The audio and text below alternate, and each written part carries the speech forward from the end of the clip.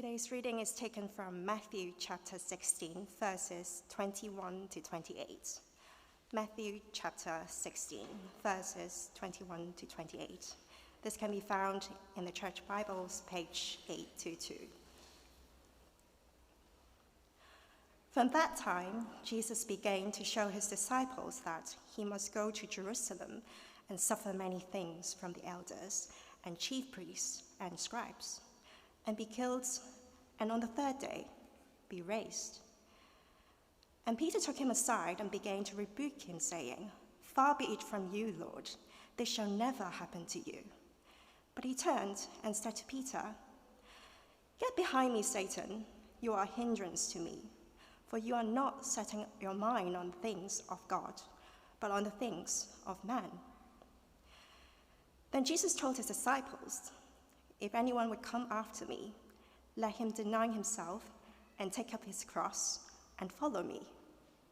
For whoever will save his life will lose it, but whoever loses his life for my sake will find it. For what does it profit a man if he gains the whole world and forfeits his soul? Or what shall a man give in return for his soul? For the Son of Man is going to come with his angels in the glory of his Father, and then he will repay each person according to what he has done. Truly, I say to you, there are some standing here who will not taste death until he see the Son of Man coming in his kingdom."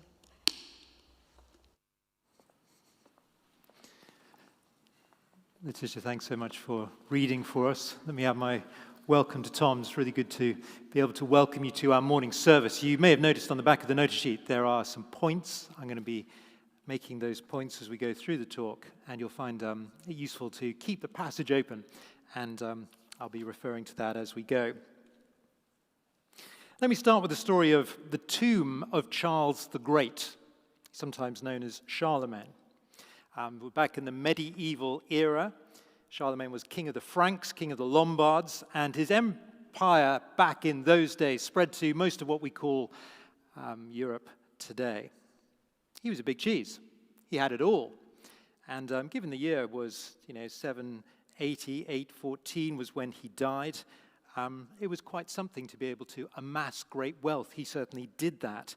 180 years after his death, Charlemagne's tomb was opened. And the people that opened it saw an amazing sight. A lot of gold everywhere, jewels, finery, priceless treasures, and the skeleton of Charlemagne himself still seated on his throne, crown still on his head, and on his lap, a Bible, open at the Gospels with just a skeleton of a finger pointing to one verse. And that verse, "For what will it profit a man if he gains the whole world and forfeits his soul?" That's the text that we've got today, 16 verse 26. We heard it read just now. "For what will it profit a man if he gains the whole world and forfeits his soul?" Jesus originally says that to his disciples. Now, when it comes to Charlemagne, I don't know where he stands personally before the Lord and where his soul is spending eternity. He lived his life. He made his decisions. What matters, of course, is how we respond. What will we do with these words of Jesus? Just look at them again. What will it profit a man if he gains the whole world and forfeits his soul? Well, we'll be thinking particularly about how these words apply individually as we go through the text today. Let's start with the opening phrase, which helps to sort of put everything into context and immediately help us to find our bearings, especially if we're just joining as a one-off today. Look at verse 21. "From that time, Jesus began." Now, that's an expression that comes up just twice in Matthew's gospel. This is the second time. The first time, Jesus used it to launch his ministry, we might say. It was the first epoch of salvation history as launched by Jesus. It was the time when Jesus began to present himself as the Messiah, as the Christ. Those words are always interchangeable. Back in chapter 4:17, don't bother turning to it. From that time, Jesus began, same phrase, presenting himself as the Christ. Now, if you were with us last week, that sort of phase of salvation history, that epoch was brought to a close. Why? Because Jesus checked how that part of his mission was going. He asked the disciples, well, what about you guys? Who do you think that I am? And they said, you are the Christ. Job done. Time now for phase 2. We get that phrase again, 1621. From that time, Jesus began. Next phase of the ministry. And here he is preparing his disciples for the fact that the Christ, now recognized, must suffer and die. And that brings us to the first point. The real Jesus is a Jesus who suffers and dies. Verse 21 again, from that time Jesus began to show his disciples that he must go to Jerusalem and suffer many things from the elders and chief priests and scribes. They were the 3 groups of people that made up the Sanhedrin. Must suffer and be killed, and on the 3rd day be raised. I think for us, I think we are so used as Christians, maybe you're here looking into the Christian faith, but even you, if you're looking in, you'll be used to the idea of Jesus dying on the cross. That won't be a brand new idea. We're so used to the idea that Jesus died on the cross that we find it hard to appreciate how totally offensive that proposition was for Jesus' disciples back then. They had always assumed that when it came to the Messiah, the Christ, there would be an instant fix when he was recognized for all the problems. As we mentioned last week, those pesky Romans, they needed sorting out. The Messiah would do that. Proof that he was the Messiah would be the fact that they were sorted out. And as for personal prosperity, of course, that would flow when the Messiah came. Now, quite when those sort of wrong ideas had taken root, we don't know. We don't have a lot of information from a period of time quite far back in the Old Testament to the New Testament. This is the first sort of indication we have, but it had taken root across the whole of the people as far as we can see, with very few exceptions. They all assumed that when the Messiah came, political problems solved. The disciples' re-education starts here.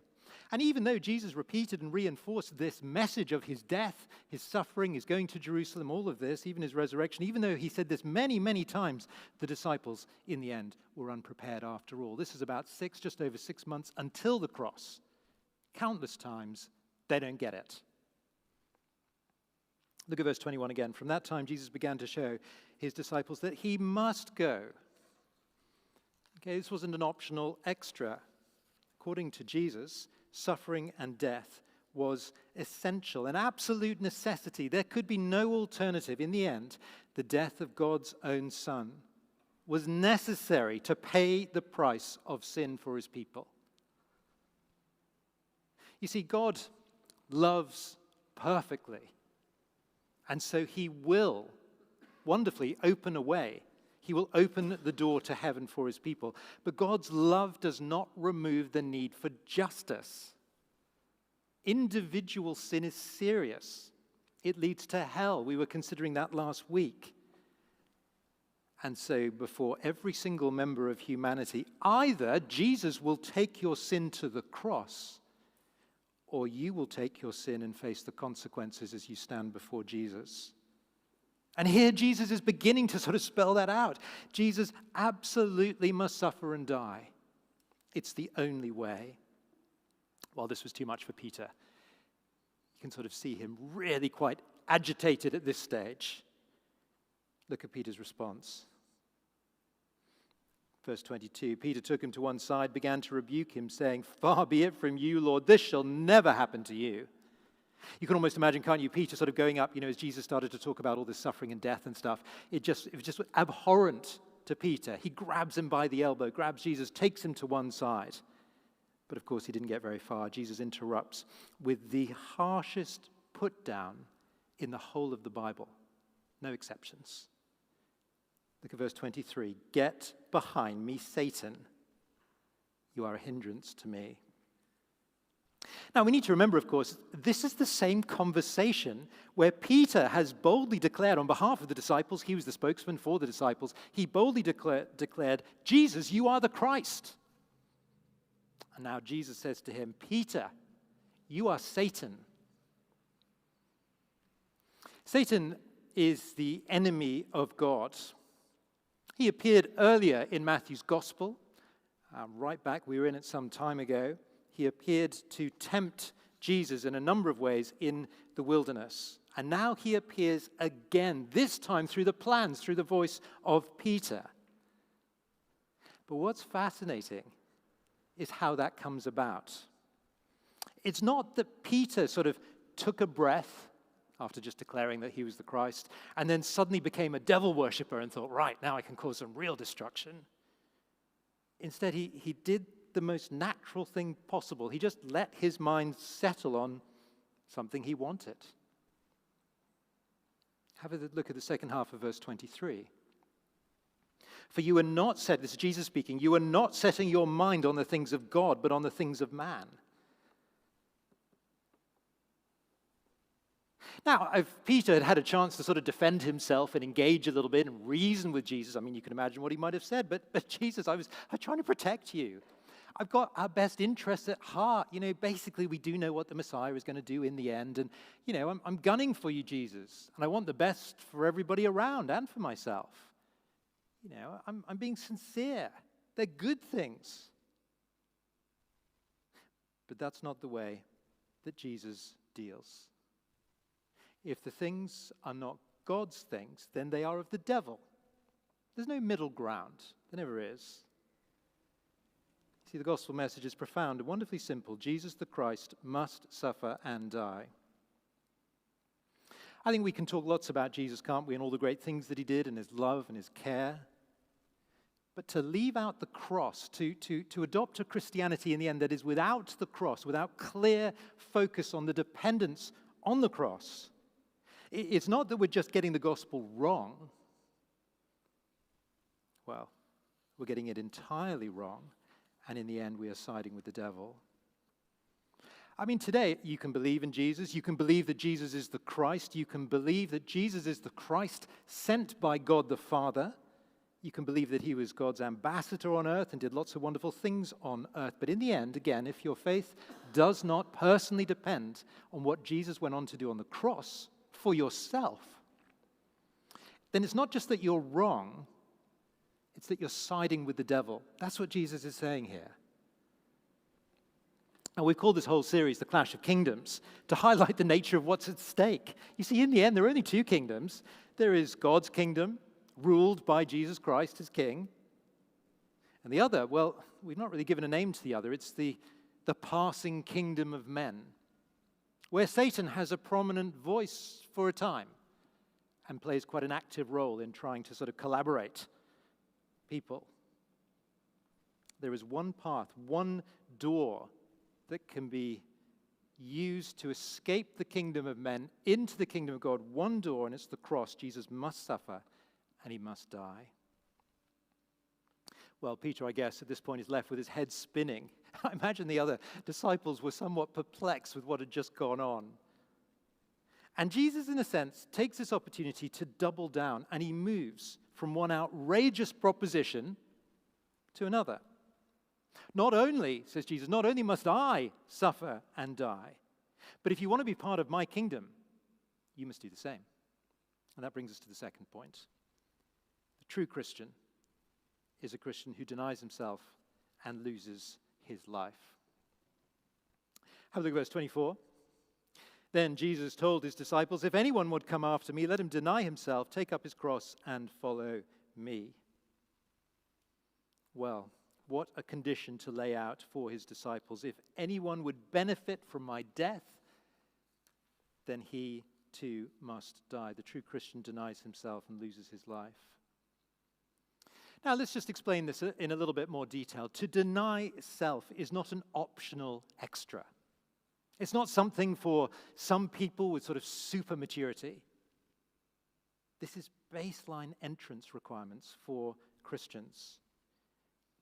Jesus is saying here, if you want to be part of my kingdom, if you want to be with me, if you want to call yourself a Christian, deny yourself and lose your life. And it's worth clarifying again, we're not talking about self-denial, but denying self. There couldn't be a bigger difference between those things. Self-denial is something that we are familiar with, and it's quite common in our world today, isn't it? I mean, sort of stopping sugar and meat-free Mondays and go easy on caffeine and dry January and all that sort of stuff. Lots of you are into it, I know. Go for it. But just remember, acts of self-denial, even if they're given a religious twist, but I'm giving it up for Lent or whatever. These are all petty substitutes for what Jesus is talking about here. And actually, those things tend to be self-serving anyway in the end, don't they? What Jesus is talking about are not acts of self-denial. Jesus says, deny self. That means, in the end, to recognize that you personally no longer have authority over your own life. It's about the most offensive thing that anyone could ever say to anyone. You no longer have authority over your own life. It is forfeit, Jesus says. And so it's to recognize in the end that this is the time when self-governing is brought to a close. My decisions, my desires, my whims, my thinking about what might go well, my thinking about what other people might need, my thinking about what the gospel might say, etc., etc. All that goes, all that's surrendered. A true Christian is not somebody who gives a sort of tick box to Christianity by turning up occasionally and doing the odd thing and, spiritual gym membership we've compared it to in the past. A true Christian is somebody who says, the day when I became a Christian, my life in this world, living for self, ended. My life with respect to the hopes and plans and ambitions that I had in this world, I gave it all to Christ. Finished. And to make this really clear, so that we're in no doubt about what Jesus is speaking about, he uses this next phrase, verse 24, let him take up his cross. Now, the disciples would have certainly been familiar with people taking up their crosses. At the time of Jesus, many, many people, there are estimates of many thousands, had already been crucified in the disciples' lifetime.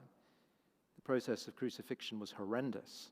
Once the death penalty had been pronounced, usually the criminal had been treated in a horrendous way. By then, a Roman guard would compel the criminal to wear the cross beam across their shoulders. Their hands would be nailed, probably, definitely strapped to the crossbeam, not the whole sort of upright. That was already in the ground. And they would carry this hugely heavy cross from the point of judgment right out to the point of execution through the town. It was designed to be part of the humiliating process. And of course, it was an agony in and of itself. It would have caused a lot of ridicule. I mean, taking up your cross is a choice that Jesus says we must make. And so again, it's worth clarifying. It's not something that happens to you, making you a victim. That's how the expression is often used in our world, isn't it? I've got a cross to bear, an elderly relative perhaps that depends on you, causes a lot of time, use of resources, an underlying health issue that you may have. I've got my cross to bear. Now, these sort of challenges, they might hurt like a cross, but they're not crosses to bear. The cross that Jesus speaks about is a cross that is picked up willingly. It is a choice. It is a decision. And of course, from the vantage point of this world, nobody carrying a cross would ever be considered a hero. Nobody carrying a cross as they were making their way out to the point of execution, they would never be cheered, revered. They would be very simply associated with the scum of the earth. And so I'd like to suggest, this isn't just sort of countercultural. This is radicalism on the extreme that Jesus is asking of all who would follow him. And this is Jesus' idea, it's not the church's. It's worth being clear on that. It is so far detached, isn't it, from the comfortable life that we picture for ourselves. So completely detached from the veneer of Christian values and beliefs we might claim. I think, as I was preparing this, I was feeling sort of pretty crushed by this stage. How can you not just feel guilty and inadequate? And I think the next part of the passage, really as we sort of begin to sort of draw to a close, Jesus addresses the feelings that the disciples had, that we no doubt have, by giving us motivations that are tightly linked to the demand of verse 24. So to deny self, take up cross, to give your life. Look at the motivations. They come in verse 25, 26, 27. And you can see they're all linked because each of those verses starts with the word for, linking it to verse 24, the demand. Start of verse 25, for whoever would save. Start of verse 26, for what will it profit? Start of verse 27, for the Son of Man. And so the whole argument hangs together. And what I'm about to say, I'm going to go through this in some detail. I hope it'll give you real food for thought. It's going to be a lot to take on board. You're going to feel a little bit overwhelmed. You will feel inadequate. You will feel guilty. But the solution all comes with what Jesus has done. He's opened the gates of heaven. The cross is the way in. Look at the implications and obligations for us. Verse 25. Whoever would save his life will lose it, but whoever loses his life for my sake will find it. To save life. To save life in the here and now. That's what the beginning of this verse means. To save life in the here and now. It's just to do what everyone else does. It's just to think like the world. Doesn't necessarily mean anything particularly offensive. Lots of good things. It means to chase the car, the career, the cash, the cuddles, whatever it is. All those things. And it's just so normal because more or less it's what everyone else does. It's just to go with the flow. And Jesus says, if that's the purpose of our life in the end, it is to lose everything. And so short-term gain, long-term pain, we might say for the first half of verse 25. But then look at the second half. But whoever loses his life, for my sake, will find it. I mean, this completely runs against what we find natural. But Jesus says to deny self and choose to take up the cross, to align yourself with Jesus and accept the ridicule that comes with that, is to find life. And that's a finding life now. It is to gain actual meaning and purpose. I don't know, once you've been working for a few years, you begin to you can feel what we sort of hear to be true, that there is nothing actually satisfying in the things of this world. Sometimes takes a lifetime to actually realize that, because we always sort of think the next goal, the next achievement will give me the satisfaction I want. But Jesus is saying the satisfaction that we want and that we crave can be found now by losing your life. That's what the finding it means. So what does losing life actually look like? Well, it just means making decisions based now on what Christ has done. So not self-fulfillment or personal betterment, but, it depends what sort of stage you're at. And I know in a congregation like this, we've got a group of people at very different stages of life. But it might mean when you're a student dropping a class or two in your degree, because your focus is not in the end on your course. It will probably mean at certain stages through your working life that you miss the promotion, that you don't get the promotion. You even say no to a promotion because in the end you've got a higher priority. To lose life now means not compromising on areas of Christian living. I mean, this means, in the same way that as you carry the cross through the town, you'll get ridiculed and laughed at. It means that friends and colleagues, when you explain that you wouldn't, there are so many different areas of Christian life, aren't there? There's the drinking, the sort of the drug culture, there's all the sexual activity. It's just going to mean, and these are the sort of things that I've heard many times over the years as Christians sort of explain to their colleagues or friends that they wouldn't dream of getting into bed and embarking on a sexual relationship with someone to whom they're not married because they're a Christian. Direct line ridicule. I know that's true for many of you here. Move away from the culture of gossip. When all your colleagues start to chat and they're saying quite interesting things and you want to move away from that. Detach yourself from the gossip and you will very quickly be recognized as somebody who is, the scum of the earth. And you can think of all sorts of other areas of Christian living. To do these things, it looks mad.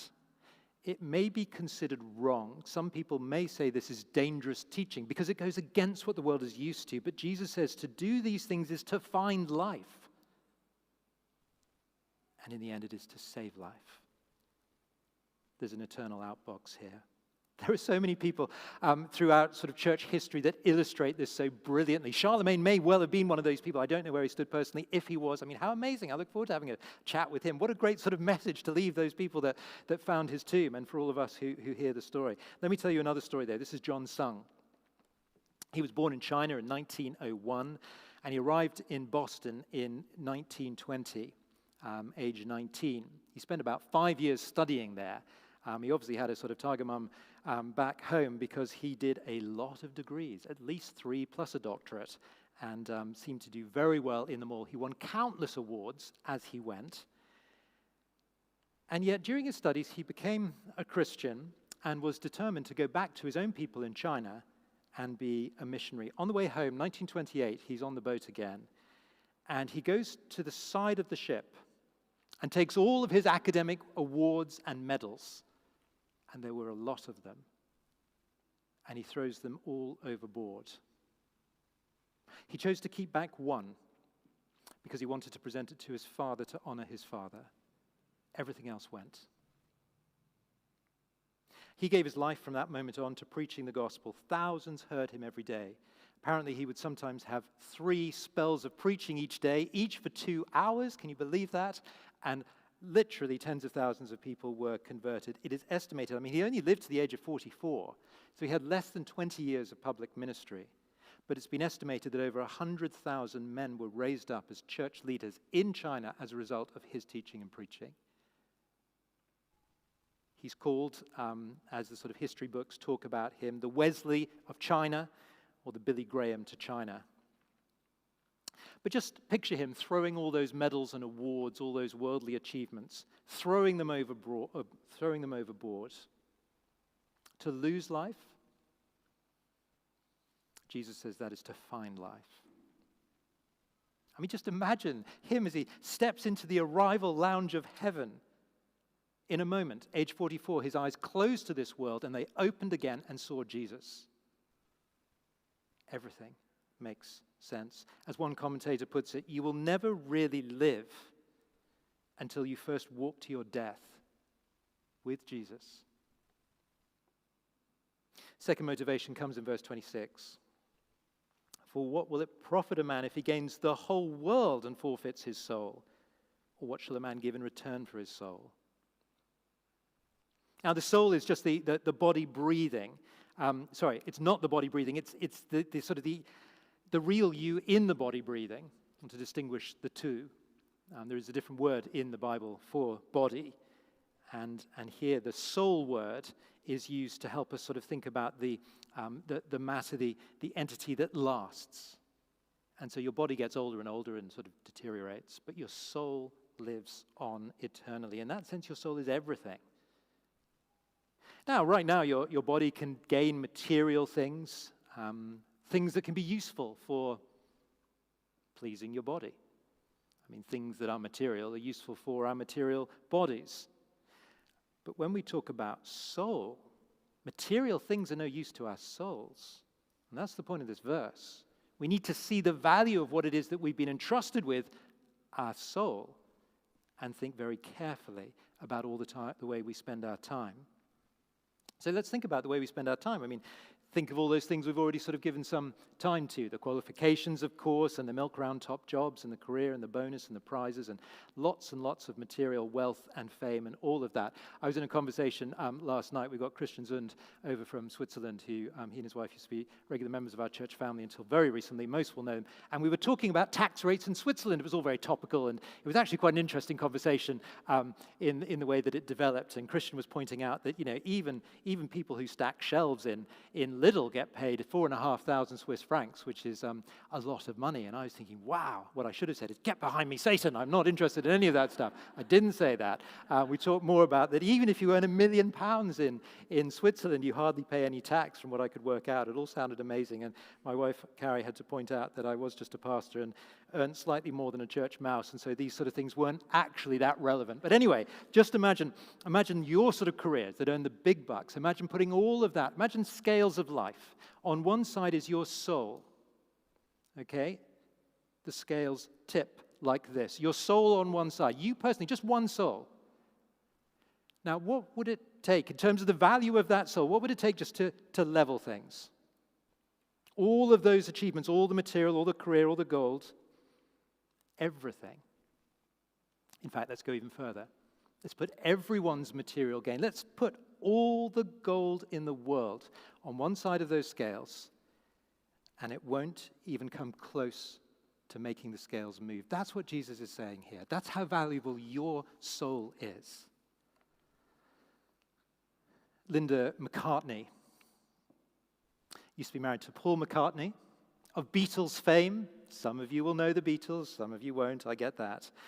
She died some years back now, Linda. Not a believer as far as I know, but I was struck by a comment in the press when she died. The press article said this: the McCartneys had all the money in the world, enough to afford their privacy, enough to give them a beautiful view, but all the money in the world wasn't enough to keep her alive. It's a striking article, but even that, as I was sort of reading it, even that misses the point. I mean, they were just talking about keeping her alive. That is extending the life of her body another 10 years. They couldn't do it. It's like Jesus is saying, I mean, where do you want your soul to be for eternity? Your soul is too valuable to be taking chances with. Don't play Russian roulette with your soul by gambling with a career or a relationship. We give our bodies all the attention, don't we? We go to the gym, the food that we eat, the experiences, the life insurance. I bet you spend quite a lot of hours planning life insurance, that sort of thing. If you haven't, you will do one day. All of that sort of thing to come. What attention by proportion do you give your soul? That's something for personal reflection. It's the only thing that lasts. Everything else goes. Well, the final reason we must move. Verse 27. The final reason for taking up your cross is given in verse 27. For the Son of Man is going to come with his angels in the glory of the Father, and then he will repay each person according to what he has done. And the point here, Jesus will return. This world is brought to an end. It's the end of all material life until the new creation. And the only way to be ready is to live now in light of that return. We need to bring that future event into the present and live as though it was a reality. The reformers used to talk about not going to bed without believing that Jesus might interrupt their sleep before they wake up. We've got to have that sort of attitude. And when Jesus comes, it means there will be an eternal recognition for sacrifices made in the present. That's what that last phrase means there. He will repay each person according to what he has done. The deeds are not the way in. I think we're clear on that. The deeds are done by us because of what Jesus has done for us. So, where are you in terms of carrying your cross today? What are you going to do with your cross that you carry today? Be annoyed with it? Bit of shame, try and hide it away? Or thank the Lord for it? A moment by moment, painful reminder that you're a member of another kingdom. That your purpose in life has been defined wonderfully, not by the world around. Isn't it a relief just not having to go with the flow? Instead, the Creator himself, the Maker's instructions are this is where meaning and purpose in life is found. A Christian denies himself and loses his life. And that brings us to the conclusion more briefly. It's absolutely, without any doubt, worth it. And that's where we must close. I mean, there's verse 28. It's talking about, we're going to be spending more time on this next week, so I won't go into much detail here. There are some standing who will not taste death. It's just a reference. The very next thing that happens in Matthew's gospel is this event called the Transfiguration. And it's a time when some of the disciples will glimpse the life that is to come. They got a taste of it then and there. Wait for next week. For us, we have everything that we could need in the gospel. And as we go, we must remember what Jesus is asking of us here. He's not asking something of us that he didn't do himself. Look at the end of verse 24. When Jesus says, "Follow me," he is saying, "Come with me." You see, a life of cross-carrying is never a life on our own in isolation. It's always a life with Jesus. As the Great Commission happens at the end of Matthew's Gospel, when the disciples finally get what Jesus really came for, they're sent out. Do you remember what Jesus says? And I will be with you always. We go with Jesus as we carry the cross. There is nothing better in this world. J.C. Ryle, he was a good bishop from a bygone era. We quote him here from time to time.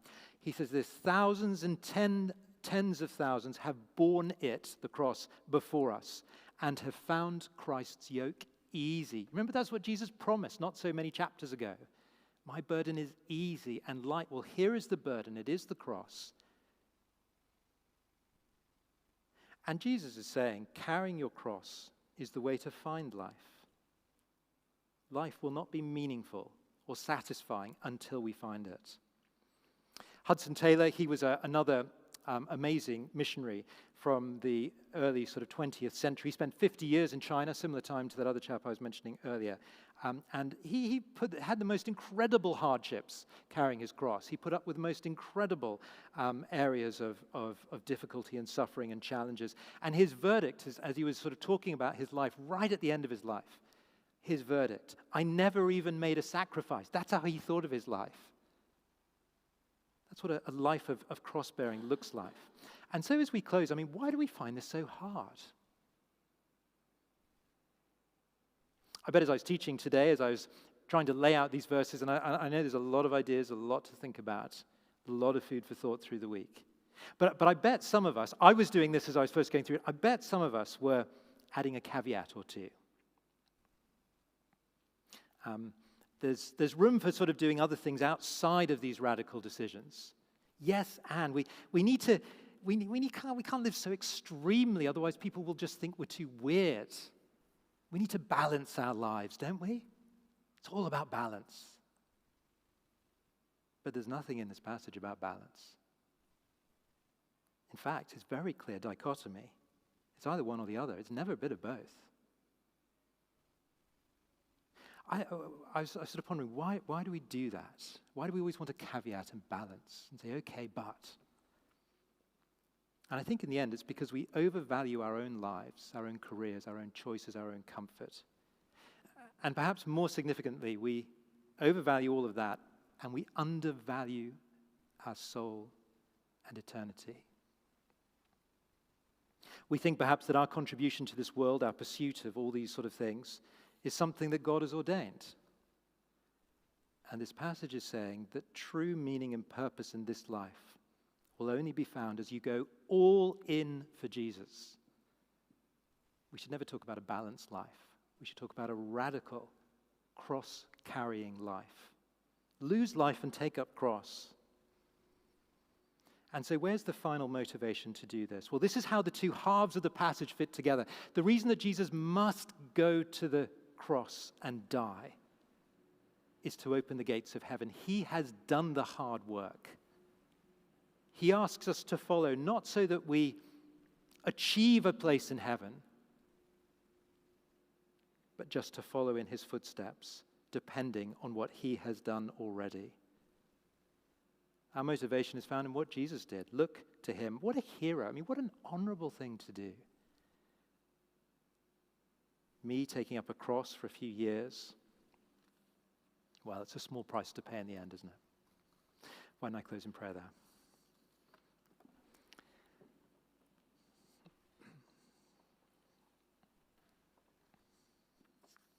For what will it profit a man if he gains the whole world and forfeits his soul? Our Heavenly Father, we find these words challenging, we find them hard. We find the example and the sacrifice of Jesus overwhelming. We thank you, and we pray that that will rightly motivate us to deny ourselves and to lose our life. In Jesus' name, amen.